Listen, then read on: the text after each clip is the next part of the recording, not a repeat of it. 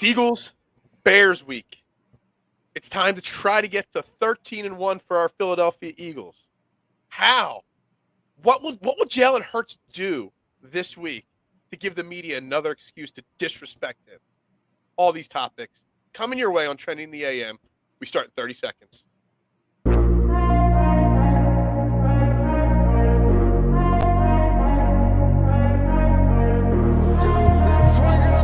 Holding gets around in front. And Philadelphia has it.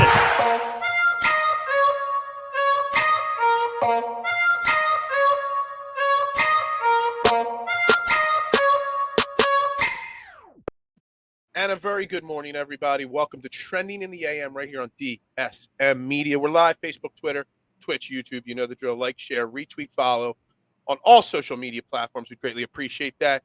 But if you do us a favor, head over to the DSM Media YouTube page, hit the like button, the comment button, the subscribe button there.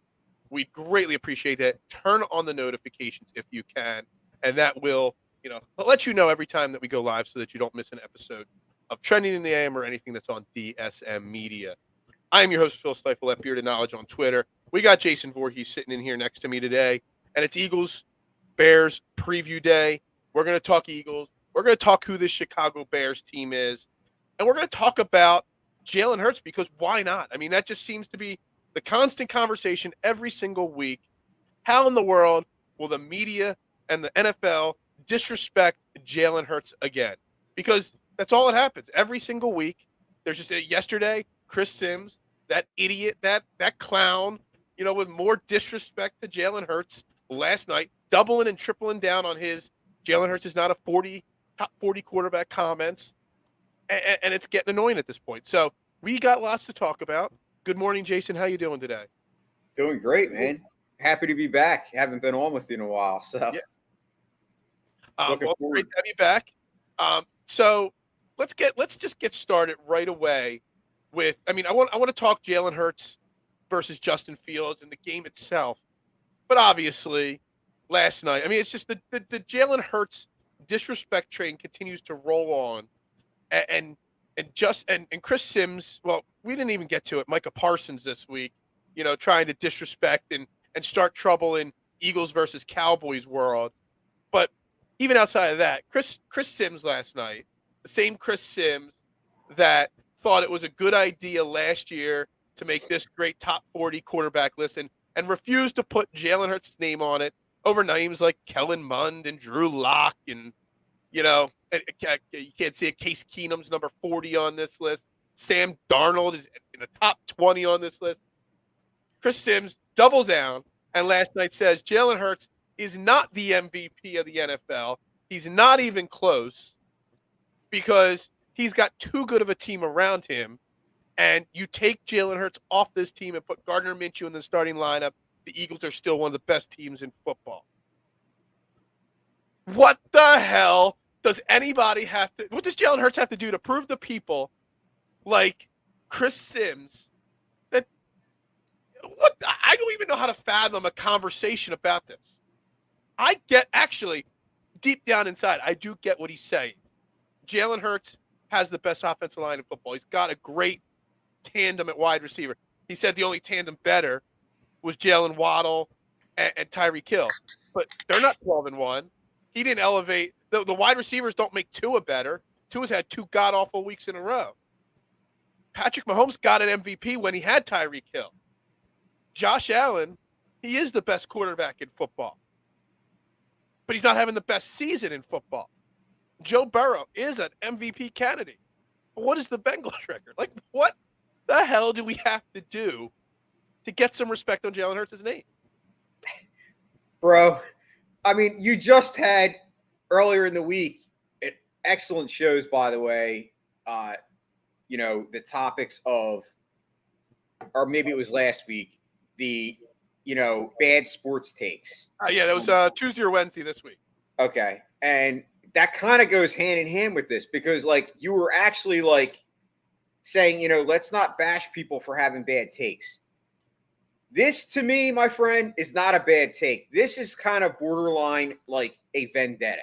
When someone like Chris Sims, to me, comes out and does this, this is basically Jalen Hurts can win the MVP this year, and Chris Sims will then be saying that it was fixed. It was somehow fixed, or he'll be one of these conspiracy theorists, that the league wanted Jalen Hurts, and that's what it is. That's what Chris Sims is at this point. You cannot be irrational at this point and say that Jalen Hurts is not in the conversation. I mean, maybe he's not the MVP, but he's definitely at the top 1 or 2 or 3 at the least. Yeah. I mean, Joe Cash was kind of right. He is a hater ass, honestly, at this point. I mean, it's ridiculous. It's taking a bad take. I mean, everybody's entitled to bad takes. And that was the whole point of the show earlier this week. It's okay to have bad takes. As long as you admit your bad takes. Don't double down. Don't triple down. Don't go all in. It heads up for the World Series of Poker Championship. Don't go all in with Deuce 10. Just because it worked once for Doyle Brunson. Don't do it. Like, that's what this guy's doing. He's like, like I said, to an extent, I understand what he was trying to say. But what he's doing is he's devaluing what Jalen Hurts is doing. He's trying very hard to devalue what Jalen Hurts is. And look, the offensive line, we've had this conversation about the offensive line. It's the best offensive line in football, everyone says. PFF, whether you take their gradings with a grain of salt, whether they're legit or not, they've got them ranked the number 1 offensive line in football. But would the offensive line be the best in football if Jalen Hurts wasn't out there avoiding some of the pressures? I mean, he's one of the least sacked quarterbacks in the league, partly because the offensive line's great, but partly because he's able to avoid the rush. Lane Johnson hasn't given up a sack now in like 30-some straight games. Maybe he gives 1 up or 2 up if it's not Jalen Hurts out there. If Jalen Hurts doesn't become the passer that he is over the offseason, A.J. Brown doesn't have 1,000 yards yet. He's still got to be able to throw a perfect deep ball every time to A.J. Brown. I mean, Chris Sims is legitly devaluing everything. If any other quarterback in the NFL had to jump from one season to the next early in their career, we've seen it. Josh Allen. Josh Allen was questioned. Season 1, 2. Has a huge jump into season 3. Now he's a perennial Pro Bowl quarterback and Pro Bowl or MVP quarterback. It's okay for him. But Jalen Hurts has this kind of a jump, and it's everything else. It's not Jalen Hurts. And you're 100% spot on. And I think if you look at that season when Josh Allen had that jump, they went and they got Stephon Diggs, and that helped. And you know what? Listen, that's okay. For those haters out there that are going to say, well, Jalen Hurts only got better because they got A.J. Brown. Okay. And your point? Yeah. I mean, to me, you want a wide receiver 1, and that just proves that it kind of goes hand in hand. I'll give you a different example. Just having an elite wide receiver does not mean your quarterback's going to have an MVP season and lead your team to a deep run. Look at Justin Jefferson. In my opinion, if he's not the number 1 wide receiver in football, he's 1A, 1B, right there with Jamar Chase, with Stephon Diggs, with Tyreek Hill. There's 4 or 5 super elite wide receivers. Is Kirk Cousins having an MVP season? Is Kirk Cousins even in the conversation? Justin Jefferson's in the conversation. I think he's like 6 in the odds to win MVP. Kirk Cousins isn't. So just having an elite wide receiver doesn't just make an MVP quarterback. You still got to be able to throw the ball. You still got to be able to distribute it across the board. You still got to lead your team to victory week in and week out. So anybody saying because we went out and got A.J. Brown, everything's just perfect. I mean, you look at it. Kirk Cousins has got Justin Jefferson. He's also got Adam Thielen, who's a very, very good wide receiver. They just traded for and got T.J. Hawkinson. They've got Dalvin Cook, one of the most powerful running backs in football. Is Kirk Cousins an MVP? Not even close. So I think that right there is proof in the pudding right there, number 1, that just getting that elite wide receiver doesn't mean anything. You mentioned everything you're saying is exactly how I'm feeling, like how I'm thinking. Devaluing. So not only are you devaluing Jalen Hurts by saying, that he has all these weapons and that's the only reason that he's having this season, but you were just the same guy that 2 years ago said that Jalen Hurts couldn't throw a deep ball. Jalen Hurts couldn't do any of this. Jalen Hurts still has to have the talent to be able to get the ball to A.J. Brown, regardless of how good A.J. Brown is. Jalen Hurts, what he's showing, not just on the numbers and the stats, to me, it's more so the eye test. If you watch the eye test, it's what Jalen Hurts has been able to do, where he's actually able to read defenses now and go through his progressions, as opposed to a year ago when, a lot of people, that was the biggest question about Jalen Hurts. Can he read defenses? Can he go through can he be that guy that goes to the next level? And he's proven everybody wrong and shown that he is that guy. Anybody that's at this point in time that's saying that Jalen Hurts, that it's an enigma, isn't really watching the game. They just, to me, I think Chris Sims has a vendetta. It's like Joe Giglio. It was just prove that he was right. You know what I mean? And here's the funny thing, and we're going to get into the Bears and the Eagles in the game and Justin Fields more specifically in a minute. But Justin Fields, just think of it this way. Justin Fields is basically Jalen Hurts last year. I mean, he's a running – I mean, that is all they do is run the football specifically. I think Justin Fields is 4th or 5th in the entire NFL in rushing. And it's insane to think. But everybody's talking about, well, if Justin Fields learns how to throw the ball, like the difference in hate between Justin Fields and Jalen Hurts, they're basically the same style quarterback. One's just put the work in and gotten to the next level so far. Justin Fields hasn't. And by, media people and analysts talking about how Justin Fields could become great and this and that, you're even devaluing Jalen Hurts and the effort and the work he put in even more. What, is it because he was a second-round quarterback? Is it because he lost his job to Tua in college? Like, I just don't understand what Jalen Hurts did to these people to break their hearts. So I really, really, truly believe that some of these big media guys are just like, we talk about it all the time. I admit my mistakes all the time. My bad takes. It's one of the things I love to do. If these media guys, look, Dan Orlovsky is one guy. He hated. He was against Jalen Hurts completely. He has come out this week and said, Jalen Hurts, I was wrong. Why more media people can't do that, it blows my mind, because if you're willing to give Justin Fields time, well, why wouldn't you give Jalen Hurts the time and then change your opinion on him? There's something wrong there, because they're both the same. It doesn't make any sense to me. You know what's more confusing even than that? Jalen Hurts is such a likable guy. Like, I could understand if Jalen Hurts was an asshole. I could understand if he was like an arrogant guy and he was coming out and like making comments to the media and, just being kind of a crazy guy, or, having this ego like a lot of star quarterbacks do. I mean, let's face it, star quarterbacks tend to have egos. I mean, it's just kind of hand in hand, part and parcel. Like, Jalen Hurts is he's so modest and he's humble and he wants to get better. And that's the kind of person that you should want to like. And I don't get it why there's so many people that are against. You think about it. I say, like, just say, knock on wood, prediction, the Eagles go on to the Super Bowl and win. He's not going to be happy. He's still going to want to win 2 next year and 3 the year after that. I go back to this past week against the Giants. Obviously, as Jake called it on his Talking 215 show, the massacre at the Meadowlands. You got A.J. Brown, you got Devontae Smith, and you got Quez Watkins sitting on the bench right next to Jalen Hurts. They're all goofing and dancing and joking. What's Jalen Hurts doing? Studying the tablet.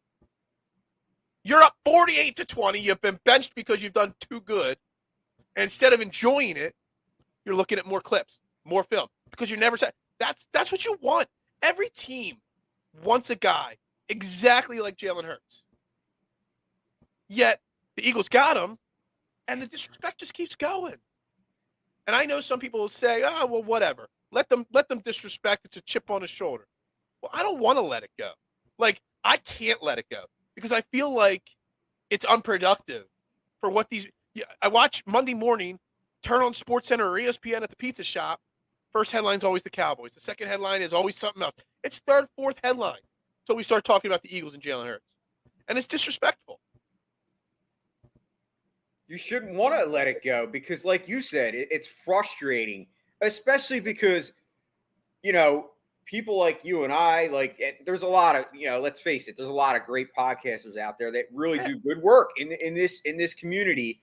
And they're the ones that are just being positive about it. It's usually the hot take artists, the guys that we don't have to mention names. Those Skipper, groups that are just. Did you, by the way, on a side note, did you see Skip and Sharp going at it this week? I didn't. I mean, I don't even know what it was about. I forget. But he said something so offensive to Shannon Sharp. I'm surprised Shannon Sharp didn't walk off the set. But that's the thing. These hot takes, it really is, and it's infuriating because it's almost like it's become like just another form of entertainment, like just to be able to get clicks, just to be able to get people to talk about things. You have to say these kind of things, and that's stupid to me. It really is. If you have to go to that length to be able to get attention, then A, you're an attention whore, and B, you realistically aren't really putting out the kind of content that you could be doing if you were actually being positive and focusing on good things and trying to push good narratives. And I want to make sure, and I've said this a few times on Twitter, and I've said it once or twice on the show, I will give credit. The big national things aren't Brady. Okay, yeah, Kyle, thank you. Brady, he said that Brady was better because he's still playing, but Shannon Sharp had to retire at 36 years old. First off, nobody had 15 concussions. Yeah, it was asinine. It was completely asinine. But I will say, for national media shows and national channels and stuff, NFL Live on ESPN, when it's Dan Orlovsky, Ryan Clark, Marcus Spears, and Mina Kunis, or however you say her name, when it's those four, they put out a high-quality show every single week when they do their NFL Live show. It's not always those four. But when it's those four together, the show is very quality. And they put out some great discussions. They're very thoughtful and intelligent. They try to teach the sport a little bit. They did that thing a couple weeks ago where they were talking about how teams are running in between the tackles a little bit more because defensive tackles are different, so there's more space to run. And they did a whole 10-minute segment on it. I was like, this is what you would think more fans want. But all these networks, all they do is they gravitate towards the hot take artists because they think that's what sells. And it is what sells. Let's be honest. The more we talk about it, the more attention they're getting. The more we discuss it, the more clicks they're going to get on their accounts and their websites. And that's all that matters. And it's a shame. But we have to talk about this disrespect because it's just flat out disrespect. It really is, man. Do you think that there is a chance that Jalen Hurts doesn't win the MVP because there's a lot of voters like Chris Sims that are just going to double and triple down on their bad takes and dislike for him, that they're going to prove a point by not voting for him because, well, they said he wasn't the MVP, so we're going to vote against him just to prove that he's not the MVP. This is going to be like one of those Joel Embiid. He finishes in second place every single year, no matter what he does. Unfortunately, I could realistically see that happening. And I also think the better that the Eagles do, if the Eagles win the next two, if they win against the Bears and they win against the Cowboys, there's a good chance that, and I'm not saying it's smart because to me, you don't want to rest your guys for 4 weeks because they're going to have a bye. They're going to have a bye anyway. I do think the Eagles will be particularly careful with Jalen Hurts. He might not get as much work down the stretch, and that could hurt him because a lot of times, unfortunately, MVPs are, even though they shouldn't be totally built on it, they're built on the numbers. And if Pat Mahomes down the stretch has to play and he plays out through 16 to 17 games, there's a good chance his numbers might be way better as far as the numbers that they look at. Touchdowns, interceptions. Interceptions, nobody's going to beat Jalen Hurts, right? Unless Jalen Hurts throws 6 picks in the next 2 games and goes on. No negative vibes like that. I'm just saying that would be the only way. Yeah. But but I guess that's where I'm at with it. I think, unfortunately, he could get robbed of an MVP, even though he's having an MVP season.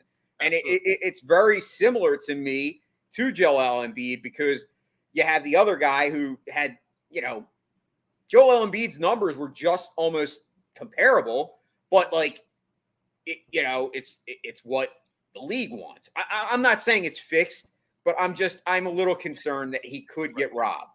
Yeah, no, I think you're spot on. It between the stats and between just the narrative, that everybody gives about him, there is a chance he gets robbed. And I honestly, I have a bet. I have a $5 bet, 22-1 on him or something like that before the season to win the MVP.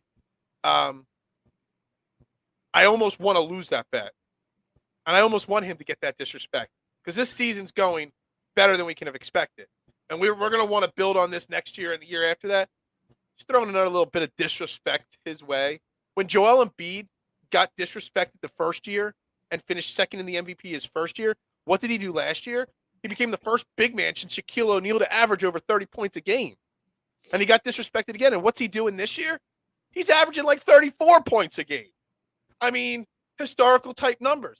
So I almost want the disrespect to an extent to continue, because, you look at Jalen Hurts this week in an interview. He was asked at his weekly press conference, did you hear the Micah Parsons, comments? And he's like, what? Who? What? He's like, you haven't asked me one question about the Bears yet. So I'll talk, instead of answering your question, I'll talk about the Chicago Bears defense right now. That's what you want. You want the guy that's the best quarterback, but also the best leader. And it doesn't compare whatsoever. It just doesn't compare. It really doesn't. I look at right now, in the NFC, and obviously you have the Cowboys, you have the Vikings, and you have the 49ers. And they're the three teams that realistically have, I don't think, to me, I'm confident at this point in the Eagles, but I look at those teams as being teams that could be our competition. Well, they are our competition because they're the best teams in the conference outside of us. And on any given Sunday, anybody can win. But what at this point has Jalen Hurts done to not give you the confidence, even if we're in a dogfight with one of those teams in the semifinals, the conference round, whatever, the championship game? Has Jalen Hurts given you any reason to doubt that his broad shoulders wouldn't be enough to lead us to victory in a tight, hard-fought contest? We've been down a few times this year. We've fallen behind a few times to some teams, and he has been able to figure out to will us back to hell. If it wasn't for a Dallas Goedert fumble on a penalty or a Quez Watkins fumble, we're undefeated at this point. We win that Washington game if those two fumbles don't happen. Not only did he lead us down the field to tie it up, he did it twice. But fumbles by other members of the team, stopped those momentums there. So, there's nothing in his resume this year that doesn't prove that he won't be able to beat anybody in the NFC come playoff time. No, and as you said, I think at the end of the day, while I do think that there's a good chance that he gets robbed, if the Eagles do win the next 2 or 3 games, I think it would be hard pressed to not vote him the MVP, because to me, wins are the most important. I get it. Stats, yes, but he has the stats, but it's his leadership. He's leading this team. You ask every single member on the Eagles team, who is the leader of this team? Every single person on that squad is going to say Jalen Hurts. There's not a question. It's not like other teams where there might be multiple guys, or maybe they don't know who the leader is. This team, the leader is Jalen Hurts. And I don't know what else you could say. I think last week, Brian Cameron, when he was on the show Friday, summed it up perfectly when he brought up that Jalen Hurts sits in on the coaches' meeting. He's literally got his fingerprint on every aspect of this team because of the leader that he is. I don't have to say it anymore. I've been saying it since day one. Jalen Hurts, the leader, is better than any quarterback that you can have. Like, I don't care what his skill set is. If you've got a leader like Jalen Hurts of your team, sky's the limit. It really is. And this week we've got the Bears. So let's actually take a quick pause in the action, everybody. Stay tuned. We're going to get right into this Bears-Eagles game more specifically because today's show is brought to you by Gents Barber Lounge. Check out one of their 2 great locations in Fishtown and Old City and book your appointment today. They own the craft and it shows, rate the #1 barbershop on Yelp in the Philadelphia area. Able to handle any style cut, adult or kid. Check out some of their great work right here.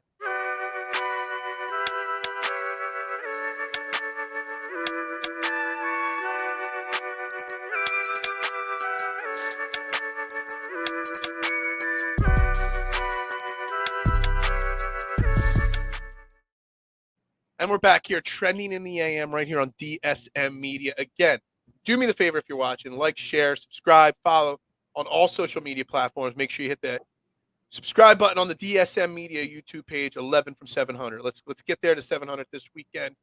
But we got to talk now. Let's focus in on this Eagles Bears because for as great as Jalen Hurts is, Justin Fields taken much higher in the draft than Jalen Hurts. A similar running quarterback. He does not have the weapons that Jalen Hurts has, but they're in a different spot, this Bears team, because they're still trying to figure out who this team is. Hell, I didn't even know who their head coach was. I had a Google search before the show. Matt Eberfluss. I'm like, am I looking at the wrong team or something like that? Like, I have no idea who their coach is. So they're in a transition stage right now. But it's also where Jalen Hurts was last year, with a lot of question marks on their quarterback. So Justin Fields, I don't know a lot about Justin Fields. All I know is he's an Ohio State quarterback, and Ohio State quarterbacks don't succeed in the NFL. That's all I know. And for as good of a running quarterback as Jalen Hurts is, and we've had some great ones here in Philadelphia, kind of feel like Justin Fields is like kind of the next level of run. I mean, he is literally he's got over he'll probably hit 1,000 yards rushing against the Eagles this week because he's well over 900 yards. What do you think of Justin Fields and how he's almost taking that running quarterback to the next level? And have you watched any Justin Fields? Do you think Justin Fields, I mean, no quarterback's going to take the jump that Jalen Hurts did because it's a remarkable feat how much Jalen Hurts has jumped. But is there an element to Justin Fields that maybe eventually he becomes a passing quarterback? Well, first and foremost, I don't think Justin Fields is that much better of a runner than Jalen Hurts. Okay. I think they're probably about equal. I think Jalen Hurts this season, his rushing total isn't going to match what it was last year because he's become so much of a better prolific passer. His game has grown leaps and bounds in every other aspect besides the running. Not to mention, Miles Sanders is having a career year, so you don't have to have Jalen Hurts using his legs as much. So I don't think Justin Fields, I think it's more situational for me. I think Justin Fields, the reason his rushing total is so high is because he's almost had to be relied on 100% as a rusher. Look at Justin Fields, wide receivers.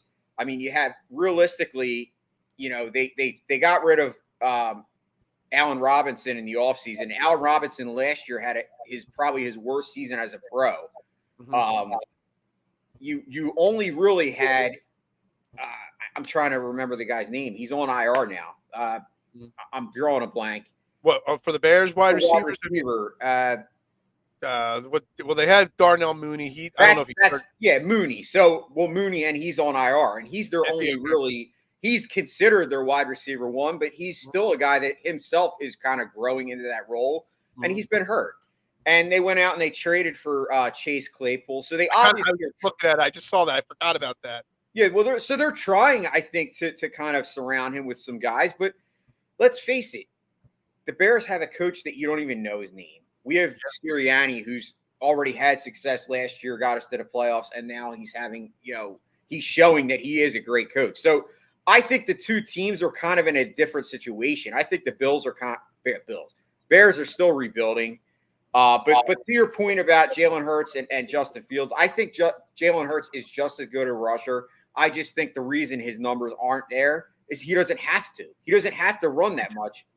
I was thinking this week, and I was thinking about before the show about whether I was taking leaps. I mean, last year during the playoffs, everybody was talking about Burrows and Mahomes and how that's going to be a battle in the AFC for the next 10 years. Is there a scenario? Because I was talking with Coach Dale Carlson yesterday, and he agrees. He thinks the NFL is changing. The stigma of having that mobile running quarterback, you're slowly, because of the success that some of them have had recently, Patrick Mahomes, Jalen Hurts this year, Justin Fields maybe in the future, you're going to see more of them. Is there a scenario where Justin Fields takes his game to the next level if the Bears surround him right, that Justin Fields versus Jalen Hurts could go one-on-one for years to come? I know they're not going to play regular season every year, but they're both uber talented guys. Justin Fields was taken in the top 5 of the draft for a reason. Is there a scenario where this is a matchup that we're looking at in 5-10 years from now? We're like, this is one of those duos that just go at it for the next 10 years. I mean, honestly, I really do think that there is a scenario where that plays out. I know there's a lot of hate for Ohio State quarterbacks, and it's easy to say, well, no Ohio State quarterback has ever done well, but sooner or later that trend has to be bucked. I mean, sooner or later somebody has to come around that actually does have success. I think if there is anybody that's going to do it, it would be Justin Fields, but I think it depends on, once again, how does that team and organization surround him? I mean, the Bears have generally been as far as organizations, they always seem to at least try to win. I don't know if they've had a lot of good success. They've won Super Bowl. Obviously that was in the 80s with, Jim McMahon and that era. But I mean, the Bears, to me, it all depends on what they do. I think they could surround him with talent, and I think he can make that jump. I'm not saying it will be the same jump that Jalen Hurts has made, because I personally think Jalen Hurts is better. But I think somebody said in the comments here earlier today, Kyle did it earlier, first time that Jalen Hurts has had the same play caller back-to-back seasons since high school. It might just be that simple for Justin Fields. If whoever this, I already forgot his name, Matt Eberfluss, who was a defensive-minded guy, but if they keep their coaching staff through a second season, maybe that's what it takes for Justin Fields to get comfortable in a system to kind of carry it forward, going forward. Maybe that's what it takes. Yeah, I really think people underestimate quarterbacks getting consistent coaching year in year and not having it, the cycle change every single year. I really think that that's something that's underappreciated.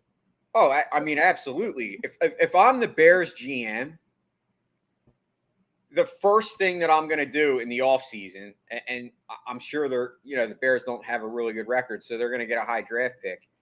I'm definitely either going out and drafting one of the best wide receivers in the draft, or I'm going to get the best receiver that's in free agency, which I haven't looked that far. I'm worried about this year. I haven't looked at, all the guys that are going to be free agents, but I'm getting Justin Fields a wide receiver 1, a legit wide receiver, just like the Eagles did with A.J. Brown, just like Arizona did. Well, Arizona got DeAndre Hopkins, a couple years ago, but then they went and got another wide receiver. But you see a lot of these teams doing that. I mean, Miami went and got, Tyreek Hill. The Raiders traded for Devontae Adams. Now, obviously, that hasn't helped. On a side note, I was looking at some league leader statistics. For as bad as the Raiders are, Devontae Adams is still top 5 wide receiver in football, statistically speaking. And Josh Jacobs, I did not realize, was leading the league in rushing. Yeah, how are they such a bad record team? That's got to say something about Derek Carr and that whole organization. That's so wrong there of me to put them in the Super Bowl. I don't know what the hell I was thinking. Well, I mean, listen, I was kind of right with you. I was always saying Derek Carr was underrated, and I guess this year it's shown that he's not underrated. He's just not that good. Yeah, absolutely. So this week, all right. So obviously, it's the Justin Fields show. He over 900 yards rushing, but they do have 2 other good running backs. I wouldn't say great, but good, in David Montgomery and Khalil Herbert. Is that how you say it? Right. They've rushed for, as a team, almost 2,500 yards as a team. So is it literally the key to success this week? If we stop Justin Fields, we win. And the question is, how do you stop Justin Fields? And it almost like you don't want to stop him, because you're not going to stop him. You need to contain, limit the damage. I think they're the words that I really think that the Eagles need to do this week. As long as they limit Justin Fields, they obviously have the advantage. How do you do that? Well, I mean, I think you just nailed it. As a team, rushing wise, they are number one. We're number two. But most of their rushing yards, 900 and plus, is from Justin Fields. So if you do limit Justin Fields, you put, 8 men in the box and you kind of focus on stopping the run. He has not shown an ability to beat teams through the air. So that's what I'm doing. If I'm Jonathan Gannon, I'm making sure that this game plan is revolved on stopping the run at all costs, because let him beat you through the air, because he hasn't shown an ability to do so. And our secondary, to me, even with minus GJ, is still elite. I mean, Maddox back? Maddox played last week. Okay. So our defensive, secondary is definitely elite compared to the Bears. So I want to bring up this comment here from KC. Can't run up the field, have to be disciplined on the line, collapse the pocket.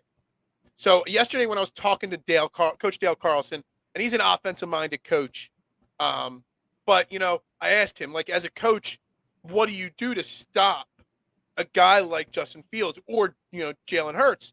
And I mentioned, everybody likes to use the term leave somebody in there to spy on the quarterback, right? And he brought up something really interesting to me. And it's really been, I've been thinking literally since he said it on the show yesterday. I've thought about it for 24 hours now. That he said that the spy is one of the worst things you can do as a defense when you have a quarterback like Justin Fields or Jalen Hurts or Josh Allen, like the elite of the elite mobile quarterbacks. And he said it, and I asked him why, if you didn't catch the show yesterday, everybody. And he said, when you've got someone as fast as Jalen Hurts or Justin Fields, when you got somebody as strong as Jalen Hurts and Josh Allen, a middle linebacker is not going to be able to catch your quarterback when he breaks containment from the pocket. You're not going to be able to catch him. If you have a safety come up in the box and you're Jalen Hurts or Josh Allen, a safety isn't stopping. They're going to get run over. Jalen Hurts and Justin Fields and Josh Allen are bigger than most running backs. So he said this specific thing, having discipline on the line, keeping like 5 guys and kind of collapsing the pocket so he's stuck in like a little semicircle. That's the key. Not having that one linebacker or safety spying the quarterback. And it really got me thinking, because I think as fans, we think of the spy all the time. It's been, the term's been around since Michael Vick or Donovan McNabb. You spy the mobile quarterback. But if you really think about it, the mobile quarterback today is much different than the mobile quarterback 20 years ago. They're so much faster and so much stronger. TJ Edwards would never be able to catch up to Justin Fields if he broke containment. Anthony Harris, who's brought in, or Kayvon Wallace, whoever starts in that second safety spot this week, it really got me thinking. They're not going to be able to contain him as a spy. So having that great discipline there in your front 5, it's something that we need to focus in on this week. I mean, I think we kind of witnessed this a little bit earlier in the year when we faced the Cardinals with Kyler Murray. I mean, Kyler Murray is kind of up in that same categories as Hurts and Fields as far as being great running ability. And, he's still got his yards running and we did I think we did utilize the spy in that game. I think the coach is on to something, and I think that's a great, I definitely think everybody should go back and watch that show, because the guy is definitely knowledgeable, and I think it makes perfect sense. I think overall, the best way to do it is just, as you mentioned, collapse the pocket. You can't have one guy trying to just be the be-all, end-all. I think it's more important to focus as a team on stopping the run in totality. Because if you do that, as I say, let Justin Fields show that he is capable of throwing the ball downfield, because that's the only way that the Bears can beat the Eagles. At the end of the day, if we play the way that we've played and we utilize our game plan to kind of the way it's been, I don't see it in any world where the Bears could beat the Eagles. Right. Well, yeah. Yeah, I mean, I'm trying to keep this very humble, but yeah, you're right. There is no scenario where the Bears should be able to beat the Eagles. But yeah, I mean, I think that having a strong upfront game plan from Jonathan Gannon, and let's be honest, can we spend 3 seconds here, tip the cap to Jonathan Gannon for as much crap as we've given Jonathan Gannon. We are 12-1. We have the number 2 defense in the NFL. I think he deserves a tip of the cap, an apology from us, I was wrong from us. Spy versus hook zone with green light on quarterback. I don't even know what hook zone means, I'll be honest with you, but it sounds really cool. So it's a cool term. Yeah, I mean, I think Jonathan Gannon, we've got to give him credit, and I think we have to give him a kind of a vote of confidence this week that he'll figure out that the spy isn't the right thing, that whatever these things that Casey are saying in the comments here is probably the smarter way to go. The only thing I will say, I would like to see him this week because Justin Fields is fast. And there's one guy on our defense that doesn't get a lot of playing time that's faster than TJ Edwards, and that's Nakobe Dean. So maybe you run more sets with Nakobe Dean out there because obviously he could be able to – he's so short he kind of hides behind the defensive front. But then he can actually catch up to Justin Fields a little bit better than some of these other guys. I don't know. I think we have to have the confidence in and the vote of confidence in Jonathan Gannon this week. I agree 100%, and I think they will. I really do. I think. Listen, Justin Fields is a dynamic guy to the point where he could make a couple of plays. He's a playmaker. He is, and at the end of the day, he might. Perfect term for him. He's a playmaker. Yeah, and he might still get his. But I think if you limit it and you focus your game plan on that, as you said, stopping him, a la stopping the run, because that's the majority of his success. Right. Is obviously, running the ball. I think the Eagles, can fairly, win fairly easy. It's just a matter of will they, beat themselves. And I think that's been the whole story this year. I think even that Washington game, they beat themselves in that game. If not, we'd be talking about a perfect season right now. I mean, right. And obviously I'm not worried about that. I want to win the Super Bowl, but it's still an impressive feat what the Eagles have done. And time again, we go in and we say, every week we do this, Phil. And every week we're like, well, what's the key? And it seems like they've been checking off more positive boxes than negatives in every week. Even when they make mistakes, there's more positives than negatives. Right. I kind of feel like this week, and look, first off, I feel like every week when you're 12-1 could be considered a trap week. Am I off base by thinking that it doesn't matter at this point? Once we got to about like 8-1 or something like that, every week's kind of like a trap week at this point. That everybody wants to knock the Eagles off. Everyone wants to knock them off the perch. Every commentator and media member wants them knocked down. So every week, to an extent, can be a trap game. But in my mind, it doesn't matter what Justin Fields does this week. There's almost like no scenario in my head, even if Justin Fields goes off for 150 yards rushing, like they shouldn't be, even that wouldn't cause the Eagles to lose this game. Like they're 3-10 right now, the Bears, but they started 2-1. So they are literally 1-9. I think they've lost 7 in a row, and it's not like they're like close losses. I mean, they're getting blown out in some of these games, and they're giving up I remember the Bears, they used to be one of those stout defenses. They're giving up 28, 31, 27, 31, 35, 49. They're giving up some big points. They're 30th in points given up out of 31 teams. They're getting crushed. So even like Green Bay, how bad they were. Their last, because they're coming off the bye, but their last game they got smoked by Green Bay, who's been terrible. Mike White and the Jets smoked them. Marcus Mariota and the Falcons smoked them. Hey Phil, on third downs they've given up almost 49%. Yeah, that tells the tale right there. Third down percentage is very important. That's why the Bears are bad. The Eagles, on the other hand, have only given up 37, which is top 10.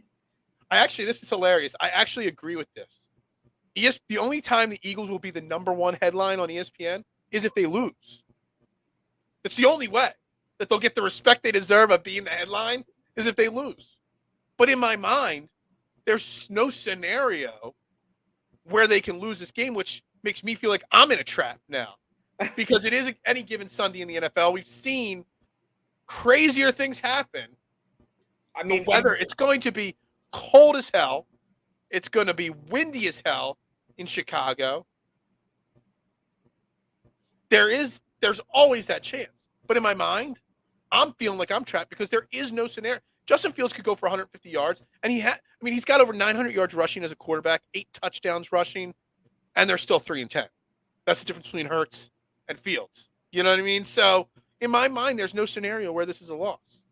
No, once again, in my opinion, the only way it is a loss is if the Eagles beat themselves, meaning they have a terrible game plan, they have a lot of penalties, and they don't execute.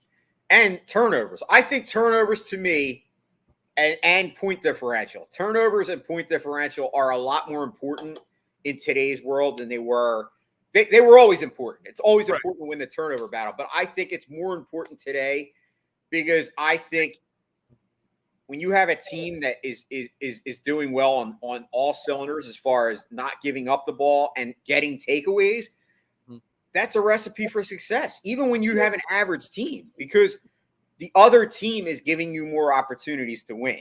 The more opportunities you have on offense, the better chance you have to win. And at the end of the day, I think the only way the Eagles lose this is if Jalen Hurts comes out and plays bad.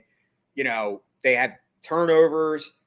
They don't get turnovers, which they've been showing that they consistently do get turnovers, you know, in this, you know, version of this team this year.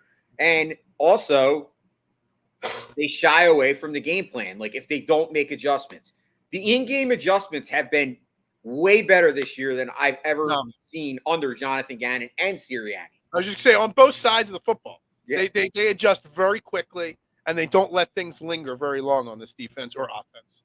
Yeah. All right, so we're in agreement. The Eagles are going to win. It's how do they get there then? You're going to have 20-mile-an-hour gusts. It's going to be cold as shit. The on paper, it says run, run, run. And the Bears defense, for as legendary as it used to be, gives up close to 150 yards. For as many rushing yards as they get as a team, they give up almost 150 yards rushing a game. They give up over 200. They've given up 300-yard passing games to multiple teams. Do you think that they're going to try to come out even with the weather? Because I kind of feel like the weather gets overblown. Jalen Hurts has proven that he can play in bad weather. I mean, on paper, it says it should be a run first attack this week. But I almost feel like Nick Sirianni is going to say, nah, that's what they expect us to do. We're going to come out throwing the ball early and often. And I'm not saying that's the wrong approach because so far it's worked when they've done that. Personally, I think it'll be a balanced attack.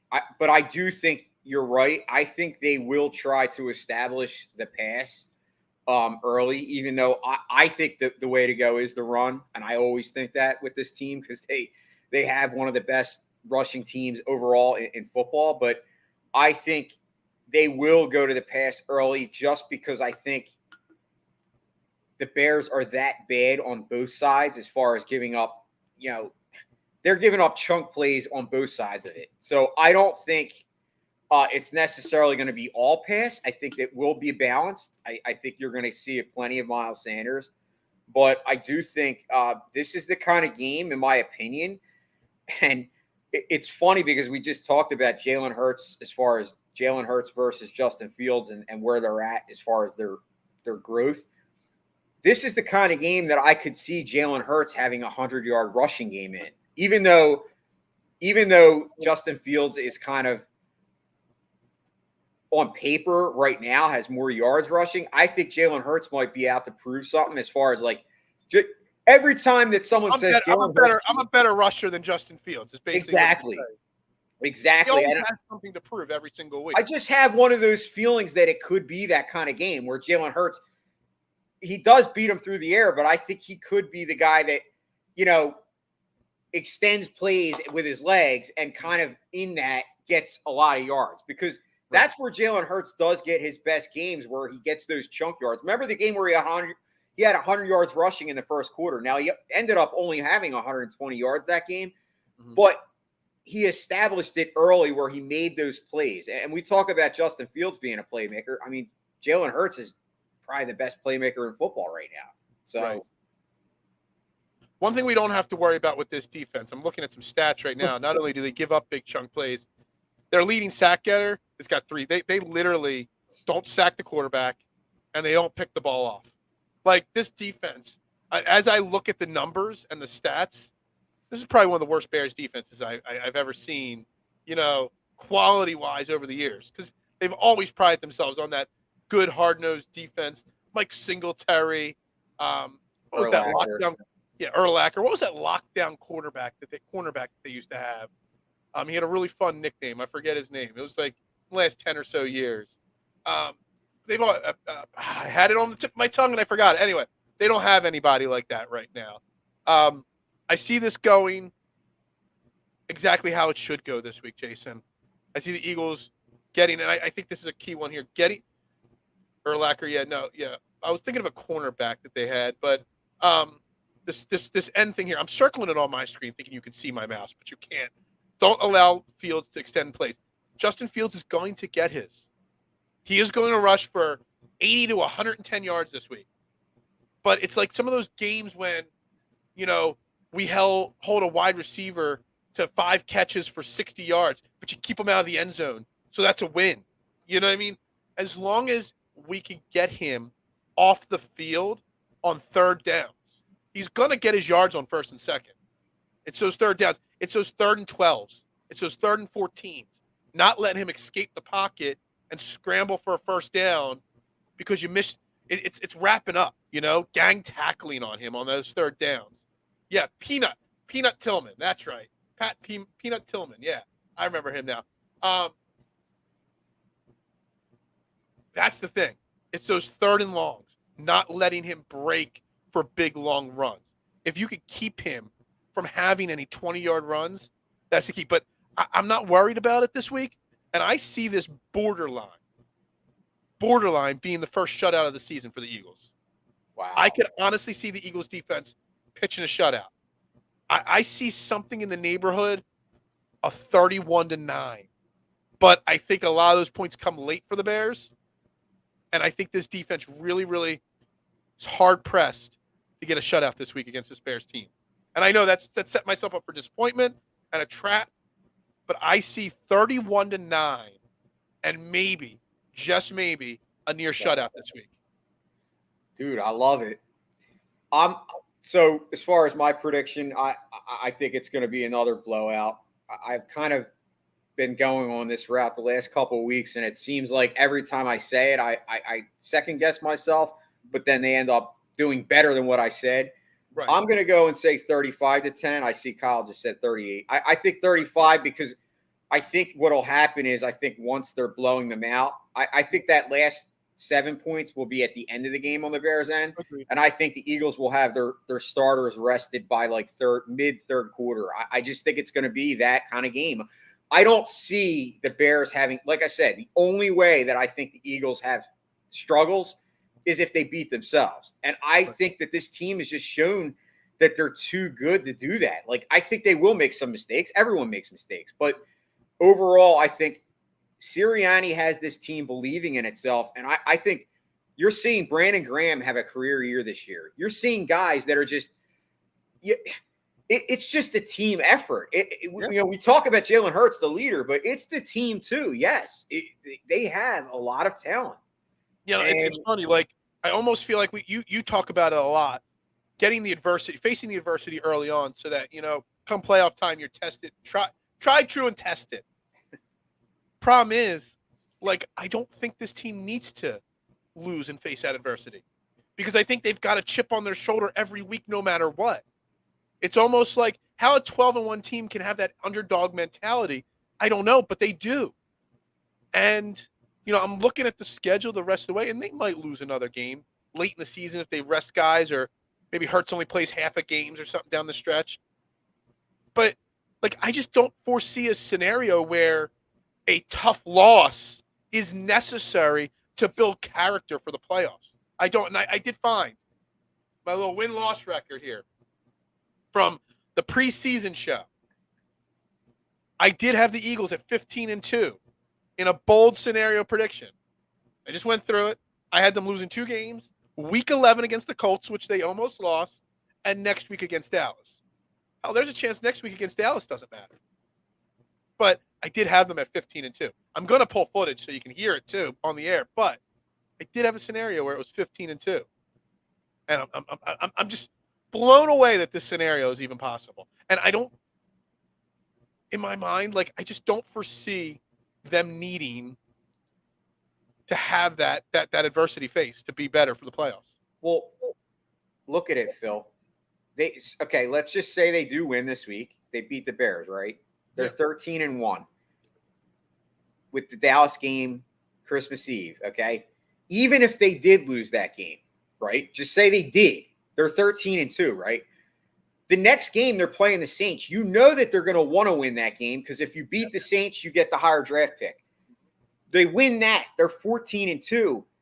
At that point, the Cowboys still can't catch us. So I honestly think it doesn't really even matter if they lose to the Cowboys. And by the way, I think it always matters to beat the Cowboys. Well, I got that, but I think they're going to win that game. I guess I'm just saying that I don't think it would even be adversity if they did lose because I think they're at the point where they know what the goal is. They want to win a Super Bowl, and you can see it. I think while they have that underdog mentality, I think in their mind they think they're the best team. Yeah. I think they truly believe that the goal is the Super Bowl for every team, but only certain teams probably deep down inside know that they have a chance.